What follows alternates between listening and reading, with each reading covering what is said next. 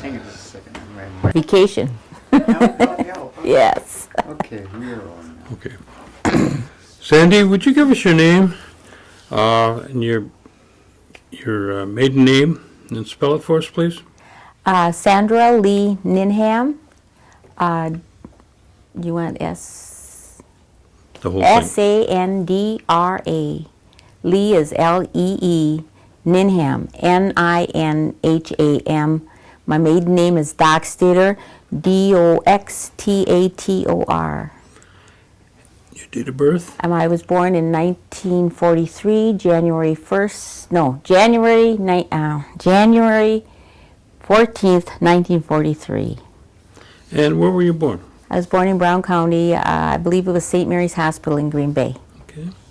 And give us the names of your parents. My mother is Betty Jane Doxtator. My father was Leo Joseph Doxtator. And what was your mother's maiden name? My mother's maiden name was Bjerkvold, and that's spelled Bjerkvold.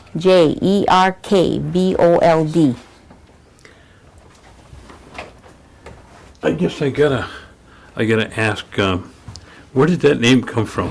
Her father was from Norway, and in fact, I suppose if we would look, we would have some distant relatives yet in Norway.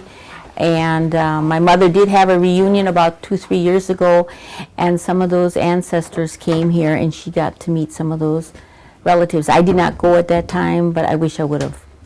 Boy, that must have been something. It was right. for the first time she'd have seen him too, right? Yes. Now, he was from Norway? Norway. I'm not sure exactly what town. I would have to go back and look at some old letters. But he came here with a brother. The brother ended up someplace in Florida, and that's where he also died. Grandpa died here in Appleton, probably when I was 12 years old. I see. Okay. That was your mother's maiden name. Right.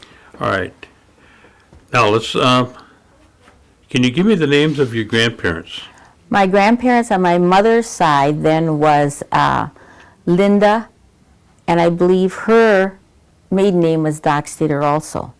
And then, of course, Grandpa was Olaf Bjerkvold. That would be on my mother's side. And my dad's side, I never did meet Grandpa. He died when my dad was 8 years old. And my grandmother on Dad's side was Elizabeth Doxtator. And she died in a nursing home, I believe, when she was 93, and probably when my oldest daughter was about 3 years old. So that's like about 38 years ago. Did you have an opportunity to know your grandparents?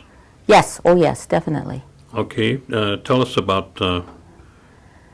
Well, on Dad's side, Grandma lived here in Oneida, so therefore we saw her every day that we went to church and we went to school. We could stop at the house and visit with her, or she came over to the house. Grandma on Dad's side now, Grandma Eliza, was older, and she was a much older lady. And I always remember her as a granny, with the dress and the apron and the long socks and the shoes, the whole thing. Do you know anything about her background? You know, actually I don't. I don't know any more than just that. I don't know anything. And where did she reside? She resided in, there used to be a house. Oh, she used to live across, when I was born and when I was little, probably up to the time I was 4 years old, we lived in a house that was right across from the old Schrader's grocery store. That's where we lived when I was real young. And Grandma lived with Aunt Luella, her daughter, and her children, and that house was split like two apartments, and they lived in the back side. So Grandma was kind of like in our lives all those young years. Okay. And then later on she lived where my Aunt Melissa used to live on the V of J and whatever, Riverside Drive. Yeah. She lived there all her life. Okay. And they'll slowly put her in a nursing home, and then she died. And your grandmother spoke Oneida? Yes. Lots of Oneida. Mm-hmm. As did Grandma Barrett, where Grandma Barrett was Aunt Prudy's mother. And so I was very involved with her and Aunt Prudy, and kept Grandma Bennett. And then Grandma Bennett and Blanche McLester at that time used to come over. I lived with Aunt Prudy all through my high school years, and so they talked Oneida all the time. And I got to the point where I knew a few Oneida words just from listening to them. And I always knew when they were talking about me as a teenager because they couldn't say Sandra. And so when I heard Sandra, I knew I was doing something wrong. Worked right out, huh? Yes. Right, now that was on your father's side, right? The yes. parents, your grandparents, okay. Bennett, Grandma Bennett. That's all on my dad's side, yeah. Yeah. My grandma, Grandma Lindy, now lived in Green Bay. And I can remember back to when we lived in that house across from Schrader's. I can remember times when Grandma and Grandpa came to the house. I think it was in the middle of the night because they would come to the bedroom window and knock on it to let them in the house. They would come and they always brought food. I remember that. And I remember when my little baby sister died and we were in that house and it had like a bay window. And the coffin was right in the middle of that window, sat right there. And everybody in those days came to your house when there was a funeral. And I can remember sitting underneath a big old round table would had the big one leg claw-like shaped leg to hold that table up. I was sitting underneath there, and I can remember the singers coming and singing, and I probably had to be about 3 years old, but I can remember that. And I can remember on that particular night, or sometime in that time, that again Grandma came to the house and knocked on the door knocked on the window so we would let her in during the night, and it was like it was wintertime, because everybody came to the house at the time. But I can remember that wake at our house for my baby sister that time. I can remember some of the people who came to the door with food at the time. And of course we had lamplight and, a potbelly stove to keep warm and everything. But I remember that. Okay, let's talk about the other side of the family then. Would that be your mother's? Mom's and Grandma Lindy. Yeah. Well, Grandma Lindy, I lived in Green Bay, like I said, and she lived on Taylor Street. The house is still standing. And when I was as young as 5 years old, my mother, and I don't know how Grandma knew, but my mom would put me on the bus. There used to be a bus that went through Oneida, like at 10 o'clock at night and 4 o'clock and at 6 o'clock. It brought people home or took them into town because many of our women back in those days, including my aunts, did house cleaning in Green Bay and they rode that bus. But I would be put on that bus with a note and I knew where to get off, and the bus driver let me off on Taylor Street and Grandma would be there to pick me up. And then I would stay with Grandma. To me it seemed like all summer long, but it may not have been. But I would stay there all week, and then Dad would stop in on the way home from work to either see how I was or to pick me up or whatever. But I stayed with my grandma almost all summer long and every holiday. For as long as I can remember, I always went there. My sister Gloria tried to go with me once, but she cried all the time. She was always lonesome, so she didn't last long, and she hardly ever did that. But I was always with my grandmother. Grandma's the one who showed me how to embroider and how to make pudding and how to make an apron. She's the one who told me when I became a young lady what to do, what was happening to my body at that time. But that was my grandma who did all that. And of course, being the oldest of 13 children, my mom didn't have time for all of those things, but Grandma did. So I stayed with my grandma a lot of years, and she showed us how to do all those things. Okay. So. All right, let's talk about your mother and dad. Your dad's name? Was Leo Joseph Doxtator, alias Chicken. Okay. Everybody in the community called him Chicken. Did you ever hear the story of why he might have got that name? Yes, I learned about it probably maybe about 20 years ago. I was told why he got that name. Can you share that with us? I was told that because he played baseball, as all our men did, on Sunday afternoon in the parish hall baseball field. And I can remember going to these games. My dad was a pitcher. And so when he would wind up to throw that ball, his leg would go out like a rooster. And they nicknamed him Chicken for that. So that's where he got that name all those years. So we used to go to Sunday games all the time. Now remember back in those days we didn't have TV. And so we went to the baseball games. That's how we grew up. And everybody knew us. And we got to know everybody else too. It was kind of like family. You had Sunday chicken dinner and then you went to the baseball game. And I don't know how Mom did it, but she piled probably 6 of us in the car at that time, and maybe was pregnant at the same time. And off we'd go to the baseball game. Because, again, I was the oldest of 13 kids. He had another nickname too, didn't he? Now, this one, I didn't really remember it, but my brother asked me about it, and I kind of vaguely remember it now. I vaguely remember that he was called the mayor, and I thought it was in jest as I was growing up, because he always kind of knew everything, and he knew Oneida, and he knew all the people, and our house always seemed to have visitors. We always had people coming over, and Mom, to me, in those early days, my mother canned. We planted a garden. We harvested everything in that garden. She canned everything. She dried beans. We dried everything we could.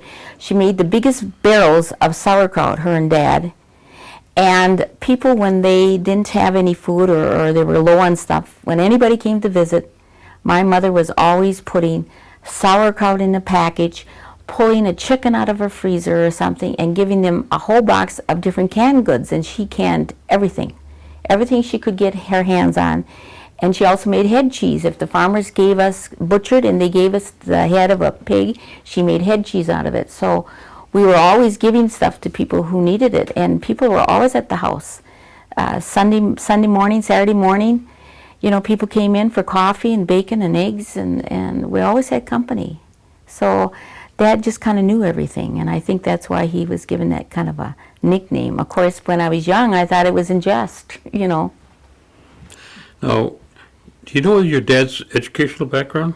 I believe my dad went up to 8th grade. My mother went, she was a sophomore, I believe, in high school when she quit. And she had me when she was 16 years old. Where did your dad go to school? My dad went to St. Joseph's Catholic School, as I did also. Okay. And was your dad a veteran? No, my dad was not a veteran. Okay. When the war broke out, and of course all his brothers went in the service, and as all the other men in Oneida went and served, Dad could not go because he had broken his collarbone, and therefore he was not medically fit to go. So he stayed home while they were all in the service. And I can remember back when Uncle Mike and Frank Baird came home from the service. I remember those days. I can remember they coming home in the service and coming over to visit. I can remember those days. Now, did your dad talk Oneida? Very few words. And I can remember Mom, too, and we were like 8 and 9 trying to teach us how to say a certain few Oneida words, because remember, we had Grandma. We called her Grandma Dodo. That was Dad's mother. And she would come and try to teach us a few words, but we never picked it up. Okay. Never really picked it up. What was your dad's profession? My dad was a construction worker, a laborer, all his life. Okay. And he used to tell us stories that he used to travel on the trains. He was like a bum. He would ride the trains, the railroad tracks. His younger days, because I don't believe he married my mother till he was like 27 years old. So he had a few years there where he traveled a little bit, apparently. That's what I was always told. Yeah. There's a hobo, huh? Yes, he was a hobo. And he liked to dance. My dad was a good dancer. Did he have any other hobbies? No. We gardened. He did a lot of gardening. He did little carpentry work around the house. To say he had, other than baseball, things like that, he didn't really per se have a hobby. Where did he live before he resided up on Salt Fork Avenue? They lived, we lived in that house across from Schrader's grocery store. Mm-hmm. Okay. And then he built it was a garage.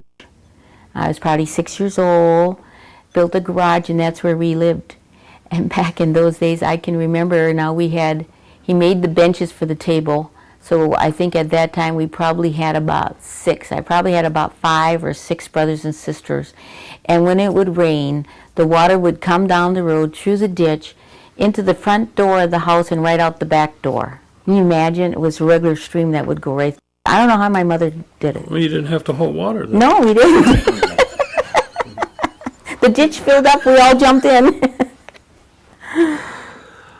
And you lived on Salt Fork Avenue then? Yeah, that's where all my Now, why life. did they call it Salt Fork Avenue? Salt Fork Avenue is because we were so poor back in those days. I remember We didn't have TV, we didn't have electricity, that was a dirt road. And everybody, they said because we all cooked salt pork and potatoes and greens or whatever we could find, you could smell salt pork frying or cooking when you drove down that road or walked down that road. So therefore it was called Salt Pork Avenue. Okay. All right, let's talk about your mom. Do you know what her education background was again? Again, I said Mom went to sophomore year in high school. And what school did she go to? I believe she went to, and I don't think it's called that anymore, but East De Pere High School, where she went to high school. Mm-hmm. And then, like I said before, she married Dad, and I was born when she was 16 years old. Where did she grow up? Did she grow up in Oneida? She grew up here. They used to live on the corner of Salt Pork Avenue. Mother, that's where my grandma lived when she was a young lady. And when Grandma and Grandma Olaf got married, that's where they lived, on the corner of the house that became Aunt Prudy and Uncle Domi's house. Oh, on the other end. Yeah, Okay, that's where she grew up. Okay. So, and then we had a great-great-grandma that lived in Chicago Corners that lived there. That would have been my grandmother's mother. Okay. Do you remember her? Yeah, oh, yeah.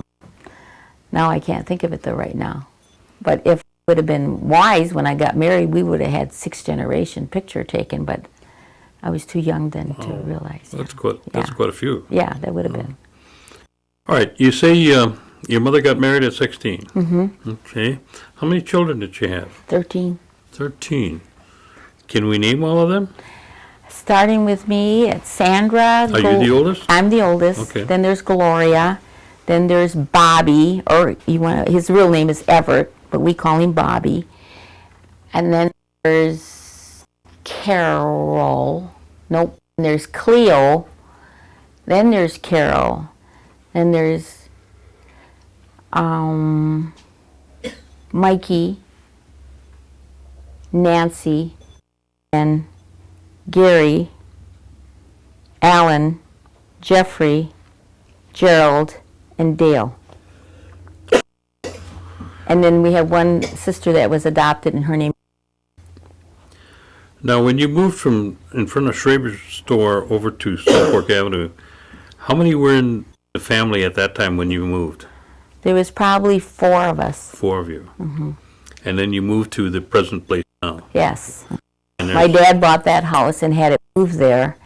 And Gloria and I, being the oldest 2, we had to haul the water every day from the pump at the other end. Mrs. Barrett had a pump there, and everybody on South Pork paid her a fee of, I believe, $3.50 a month to be able to keep that pump on her lot and to be able to use that. And so we would have to haul our water by the bucket, pail, or by a milk can when it was wash day. And that's what we did. You know, we have to carry that water over. And when Dad moved that house over there, then we 2 girls actually knocked all the plaster out of there while he was at work during the day, as being, during the summer or whatever. He showed us how, and we knocked all that old plaster out, pulled all those old lats off the wall, and he redid all the inside of that house. But us girls had to do that because we were the oldest. It was our... So he actually moved the house over to that Right. location And from so, a different location. mhm. Okay. And then as the years went by, when we got electricity put in there, Al King, Edward and King's dad, came in and did all the electrical work for us and put that in, and Dad put the addition on and water. But we didn't get running water until Gloria and I were out of the house. So wash day was a pretty heavy day. Right. And then we had the laundromat in Oneida, if you remember, at the bar. Bunker Okay. put the laundromat in there, so then we would, any time of the year, whether it was winter or whatever, we loaded up the wagon or the sleigh and went to Oneida and washed the clothes, and then would go back home at night. Especially our own, as we were in high school, we would do those things. Tell me some of your neighbors there on Salt Pork Avenue that you remember. Well, right across the road was Grandma Webster, and she lived in a little log cabin. And I remember going into that it was just a small little place she lived all those years. It was so spotless and so clean, I remember, and I always remember the barrel of rainwater sitting next to the door to go in. And she just had lamplight, oil lamplight. And we would take her once in a while. Mom would make a dish up for her and send it over to her as she got much, much older. And she would have her grandchildren over there to visit her, and you know, we got to know them and everything. And right next door to her was Gladys Dallas, and now I forget the name of her husband, but Milton Dallas and Marlene and Marie, they all lived right across the road from us. Right behind them was Rachel and Emerson Reed, and they lived right behind there, and Leona and all those people we played with all the time. Down the hill across the road were the Brokers, Mel and Angie Broker. Up the hill was Manetta King and her family, and Manetta King had a big red dog, so when us girls would go for the water, if that dog was loose, would chase us, we'd go lickety-split running down that hill, and of course spill our pail of water and be crying, you know. And then on the other end was Agnes Ness and Millie and Ronnie and Gussie, and they lived there, and we played with them all the time. And if you remember, Agnes did a lot of sewing. All my winter coats was made by Agnes Ness. She would take an old coat, turn it inside out without a pattern, and make me a new winter coat. And it would look brand new. And then my Aunt Prudy and Uncle Domi lived in the corner. Mrs. Baird was took care of the water pump and all that. She lived right there in the corner. Johnny Git lived up at the hill above us, and Gladys Reed, she lived up there till the time she died. And Bill Reed too. I can hardly remember him, and Blanche McLester lived right in the middle, kinda. She was right in the middle of that road, and they all kind of kept an eye on us. I think today children don't have that pleasure of having grandparents and neighbors look out after them like we were when we were little. We didn't dare do a thing. My mom knew it before we got home, because we were kind of like watched over all the time by all these people, all the time. I think it was probably a very, and I look back at those times, it was probably a wonderful, wonderful time, because we had so many people caring for us. Where did your family attend church? We went to St. Joseph's Catholic Church in Oneida. And on Christmas Eve, one Christmas Eve would be Mom's turn, and Dad would stay home with the kids. And as we got older, the next Christmas might be Dad's turn, and he would go to church with us. But I always remember, as we got a little bit older, and let's say I was in 4th grade, I was in the choir, and we would walk to church. And Agnes Ness and Ronnie and Millie, everybody was walk to church. We would walk. The Mormon church was there. Holy Apostles was down the hill. Everybody was walking to church. And it was so neat to walk, and you'd hear the murmur of their voices, and sometimes the snow would be falling. And you'd hear the crunching of the snow, fresh snow under your feet as you walked to church. And that was something I've always, always remembered. It's just people all going to church and then coming back. Christmas holiday at home. Right. What was that like? When we lived in my first Christmas that I can really, really remember, well, I can actually remember one back when we lived in that house across from Schrader's down in downtown Oneida. I can remember those Christmases, but I remember one particularly is when we lived in that garage, cement building, and the tree was in the corner. And I can now I look back, we were very poor. But back in that garage, I can remember one night someone knocking at the door, and a man dressed as Santa Claus came into the house and gave my mom a poinsettia. I don't know who, I don't know if she's ever remembered it, but I've always remembered that. And then waking up Christmas morning, on Christmas night, being I was the oldest, I could get to stay up and help Mom color, frosting all the cookies, and string cranberries or whatever, and put on the tree to surprise the littler ones when they came home. And then waking up in the morning and finding that those cookies were gone that we left the night before, and all those carrot leaves. Carrots came with the leaves on it back in those days, so they'd be all kind of chewed up, laying outside. And now I know Dad did that. And then the tree being in there, and Uncle Domi and Aunt Prudy coming over with a big basket of apples, and getting a lunchbox for my Christmas present, and a rosary, a green crystal type rosary as a Christmas gift. I remember another Christmas, because we had a pot-belly stove right in the middle, setting my doll too close to that pot-belly stove, and the head of that doll was made out of, I don't know what, but it got melted in. And another time I sat my new sweater, I was probably in 6th grade then, too close to the pot-belly stove, and it scorched. Devastated. I was devastated. But those were the really early Christmases. And then later on, as I got older and we moved in that house, and we used to, Mom would bake bread and do all kinds of things at night. The boys would get up at 3 o'clock in the morning with their presents and lay there and play with their trucks and, you know, all morning long. I seemed like Mom didn't sleep for 24 hours on that night because she was always cooking or doing something. Tell me about Hoyan. Hoyan, we all went. That was a big, big thing too, and people don't understand it today, but go in our brown bag, and we could go all the way down across the bridge, down Stagger Lane and those areas, all to the homes, and getting donuts. Donuts was the biggest thing, and an apple and some candy, and then coming back. But that was a whole day event to go and do Hoyan, and everybody treated us so nice when we were young. It's sad that we don't do that no more. Now I think it's too dangerous. Where did you start school? I started at St. Joseph's Grade School, same place where my dad went to school, and was taught by the nuns in the Catholic Church. There wasn't many Oneidas there. It was our family, Agnes Ness's kids, Bruce Smith and those kids. Most of the Oneida kids went to Holy Apostles School at the Parish Hall. We were on the hill. When you finished at St. Joseph's, where'd you go? Then I went to Seymour Union High School in Seymour, rode the school bus. Well, what year was that? Probably I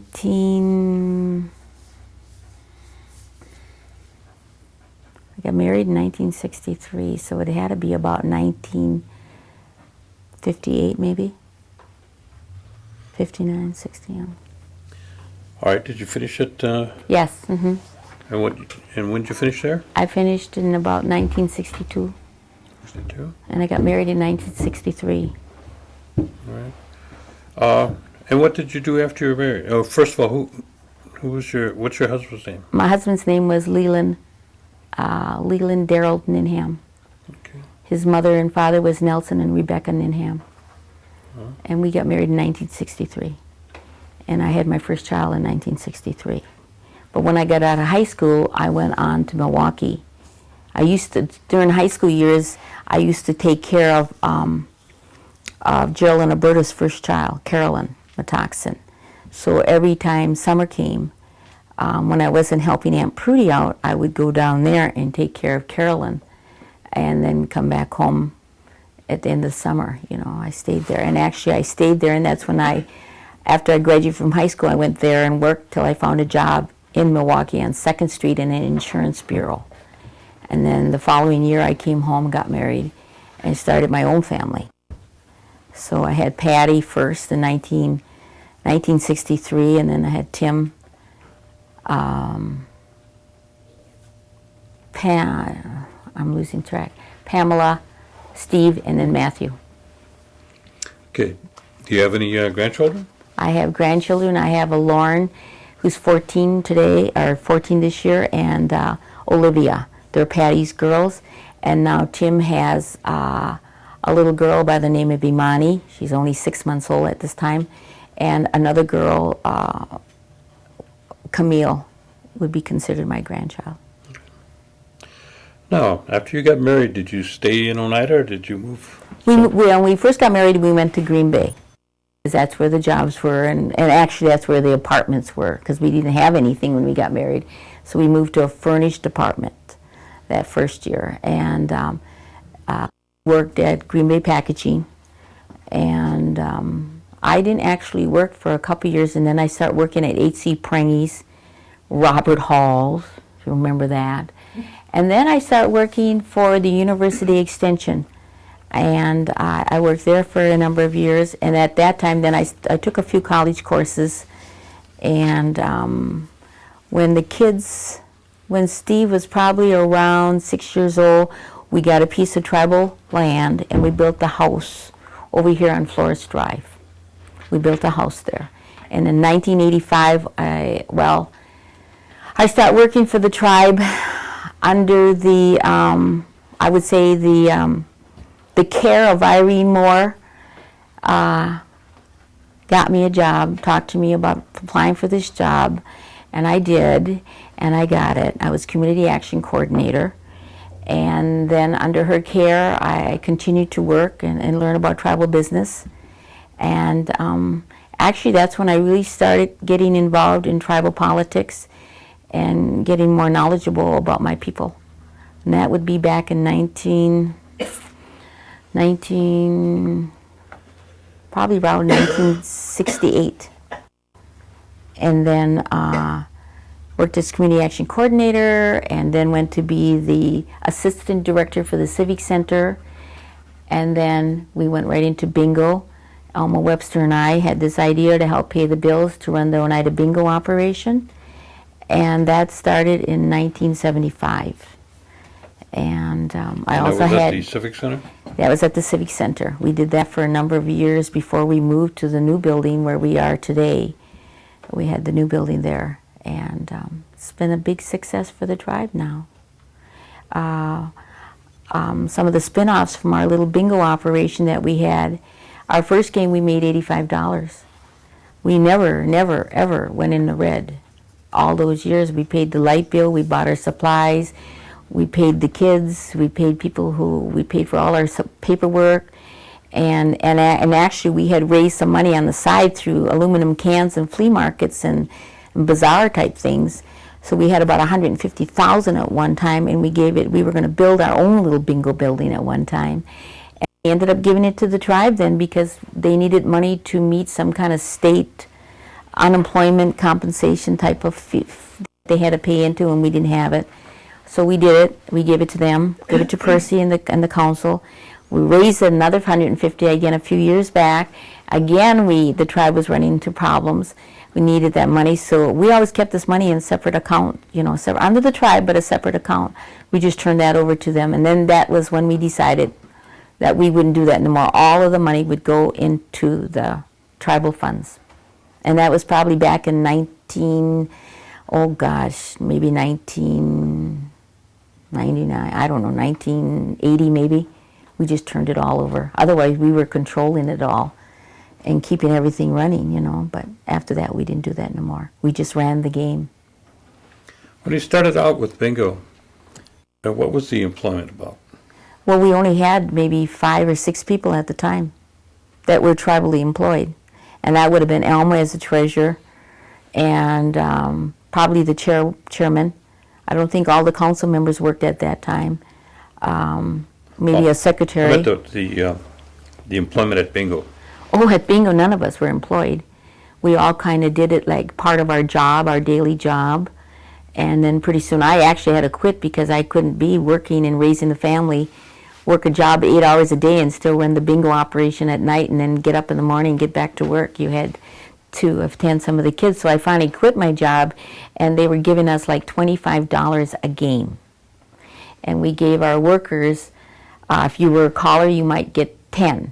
If you were a floor worker, you got 5.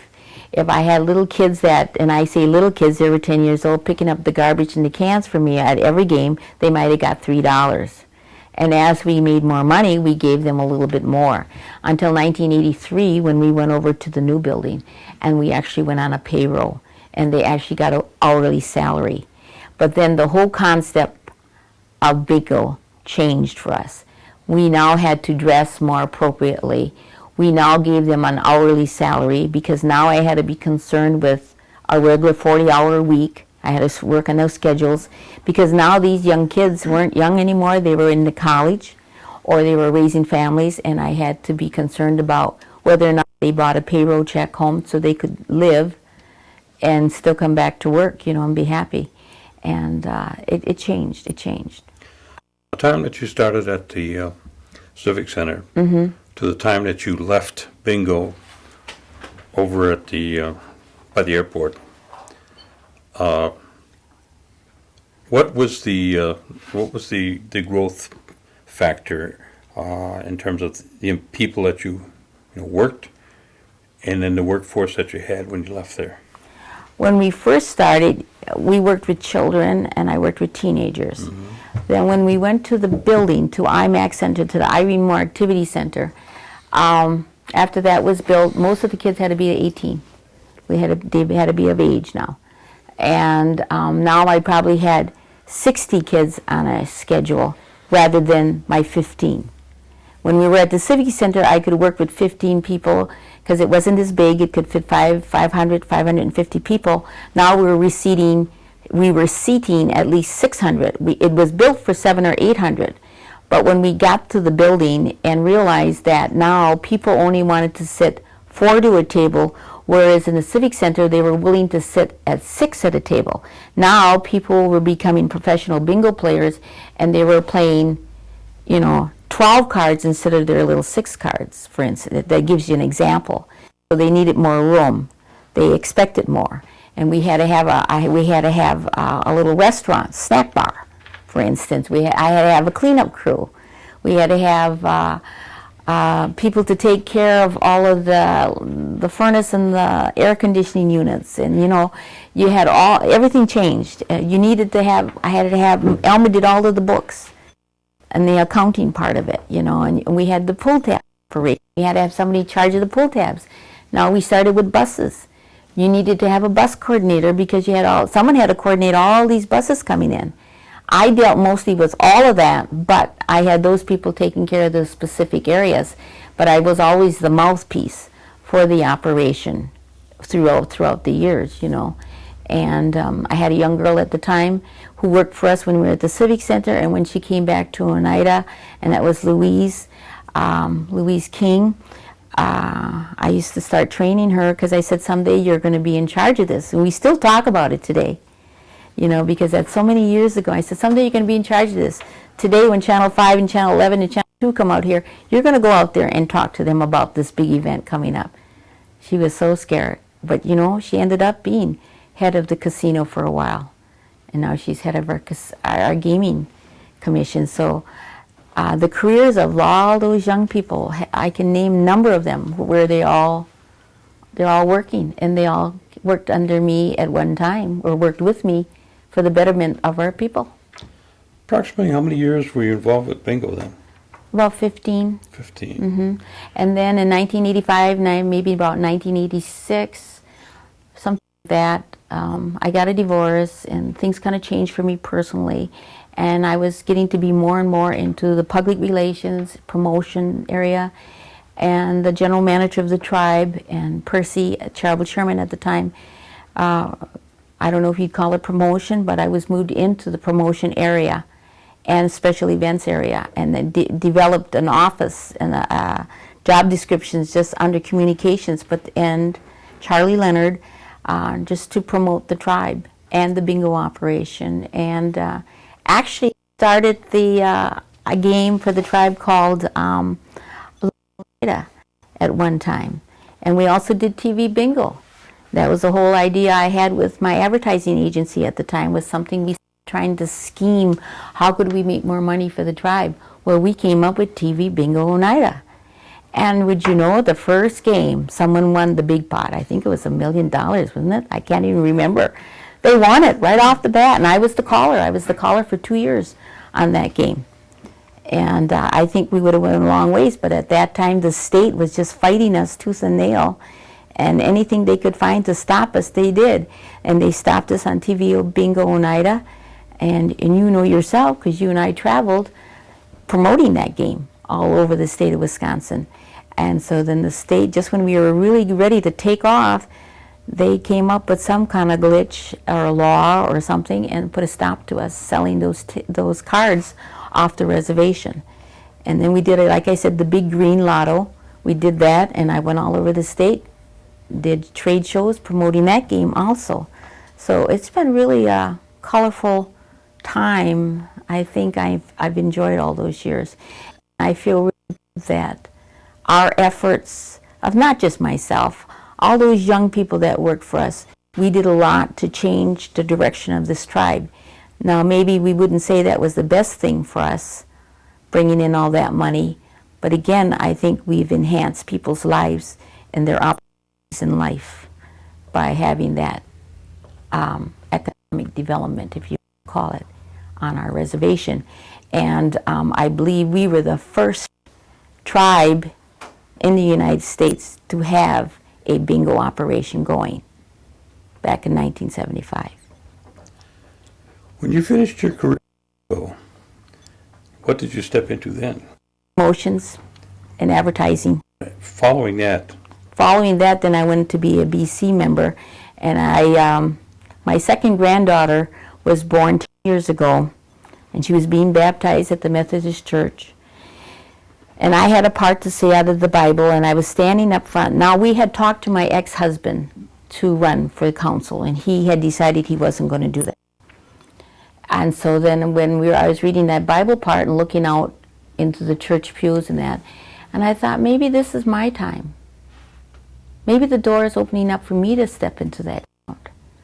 I had a lot of opinions and thought what I wanted our people to end up with and how to work for programs and to work together with the surrounding communities.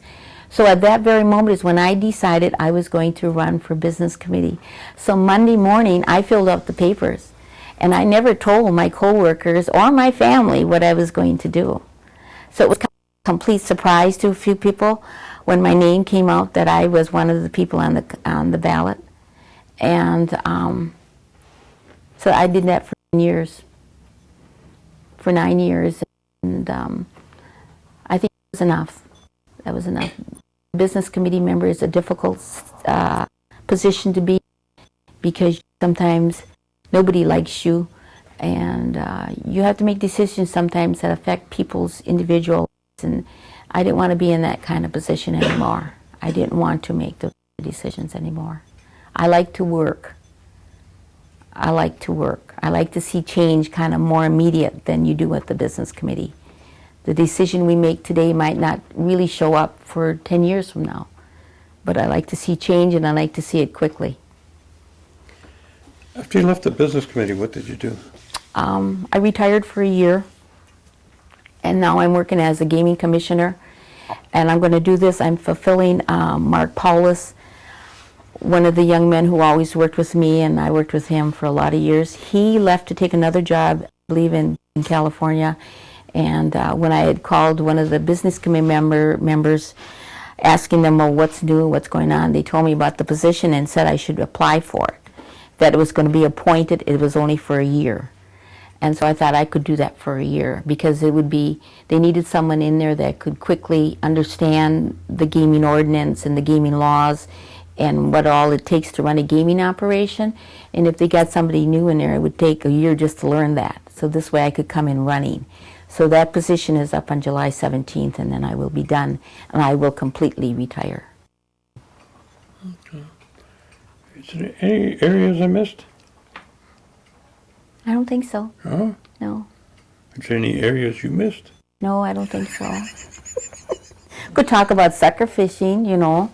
Wow. As a young girl, I went sucker fishing with Uncle Domi and Uncle Mike and Al King and Doug Shoes and Billy Buck and all them. We went, I can remember having a little hat and coat and leggings on and catching those suckers as they threw them up on the shore.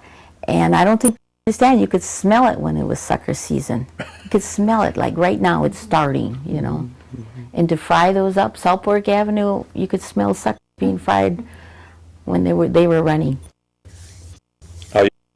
Changes, and experienced a lot of happenings within the tribe. Is there anything that you would like to recommend to the youth that might help them in the things that they're going to be facing in the future? I think they need to look at the elders and to talk to them to see where we were and to see where we have come all these years and what we have here. And then to understand that they need to have that education and then to go on and get education. But to understand the old so that you can address the issues of today, because we need to keep our people, the Oneida people, strong in our traditions and strong in our ceremonies, because otherwise we're just going to be like any other nationality or city. And Oneida is unique, and people ask, what do you feel about Oneida? There is something when you're Oneida, you have a land for the earth that you know you are connected. And when you live here, you have a good feeling. Even though we have a lot of problems here, we have problems that the outside world has affected us with drugs and gangs and things like that. We still have that respect, at least I think we do, for our elders and for the old ways. I think that's important. I crave now, today, to see and to feel those kinds of feelings yet from how I grew up. The feeling to be able to walk down the street and to be able to say, hi, Mr. McLester, or hi, Mrs. Doxtator, or hi, Grandma Dodo. That, I think, our kids are missing today. To be able to walk down to the grocery store or to the convenience store today and be able to be waving and saying hi and know that you are protected. I think that's what our young people are missing, that care that I was shown by all the older people as I was growing up. I mean, we don't have those Friday night, Saturday night dances. If you went and your mom couldn't go with you, you went, but you knew that you were protected. No one was going to harm you. Today, we could not take our child and leave them at a dance or an event without having constant care, because you don't know what's going to happen to them. When we were young, we were always taken care of, not just by our mother and our dad, but by the community. Well, thank you, Sandy. Thank you. Okay. I probably talked too much.